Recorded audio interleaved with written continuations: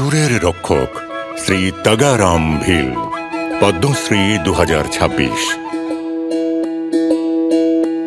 মূল সাগর গ্রাম, জয়সলমের, রাজস্থান। এখানে ভিল পরিবারে জন্ম নেন তগারাম। ভারতের প্রাচীন লোকসঙ্গীতের বাদ্যযন্ত্র আলগুজা বাজাতে তিনি দক্ষতা অর্জন করেছেন। আলগুজা বাজানোটা কিন্তু খুব কঠিন কাজ। এতে ধারাবাহিকভাবে ফু দিয়ে বাজাতে হয় এবং শ্বাসের হাওয়াটা অবিরাম দিয়ে যেতে হয়।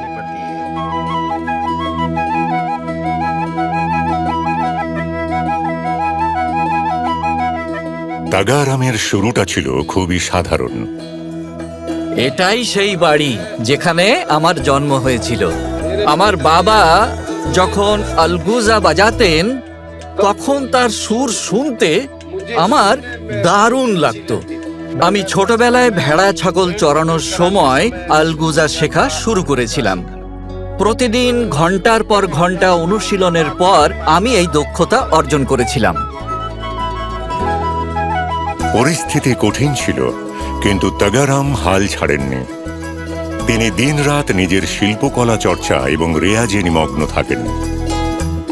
20 বছর বয়সে যখন তগারাম পাথর ভাঙার কাজ করতেন, তখন একটি সঙ্গীত সম্মেলনে তিনি আলগুজা বাজানোর সুযোগ পান। ধীরে ধীরে দূর দূর বিদেশ থেকেও মানুষ আসতে শুরু করল তাঁর আলগুজার মধুর সুর শোনার জন্য। উত্তর আমেরিকা, ইউরোপ এবং জাপানে তগারাম ভিলের শো হয়েছে। ভারতের প্রাচীন গ্রামীণ লোকসঙ্গীতকে তগারাম ভিল বিশ্বজুড়ে জনপ্রিয় করে তুলেছেন।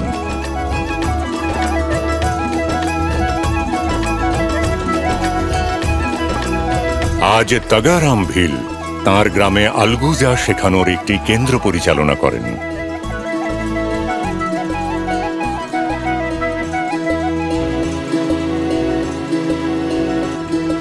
নিজের হস্তশিল্পের মাধ্যমে তগারাম আলগুজা তৈরির কাজও করেন। এভাবেই তগারাম ভিল আমাদের দেশের এই অনন্য প্রাচীন ঐতিহ্যকে আজও ধরে রেখেছেন।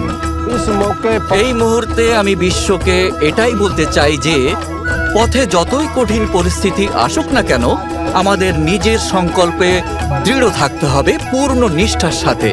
তখন সাফল্য আমাদের সঙ্গেই থাকবে। জয় হিন্দ। শ্রী তগারাম ভিল, পদ্মশ্রী 2026। কোটি কোটি নমস্কার।